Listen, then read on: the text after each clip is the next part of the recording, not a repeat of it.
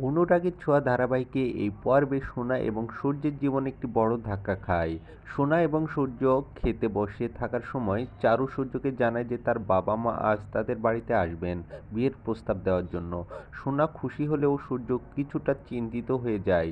সূর্য বিশ্বাস করে চারু তার বাবা মাকে বুঝিয়ে বলবে যে সোনা ও সূর্যের বিয়ে হবে না। এরপর চারুর বাবা মা সূর্যের বাড়িতে পৌঁছায়। সোনার দরজা খুলে দেখে চারুর বাবা কুমার দাঁড়িয়ে আছেন। সোনা অবাক হয়ে বাবাকে ডাক দেয়। ঠিক তখনই সূর্য নিচে এসে কুমারকে দেখে অবাক হয়ে যায় এবং কুমার কেন এখানে এসেছে তা জানতে চায়।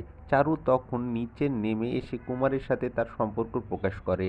এই খোলসা হওয়ার পর সোনা এবং সূর্য বুঝতে পারে যে চারু কুমারের মেয়ে। সোনা হতবাক হয়ে পড়ে কারণ সে জানতো না চারুর বাবা এমন একটি গুরুত্বপূর্ণ ব্যক্তিত্ব।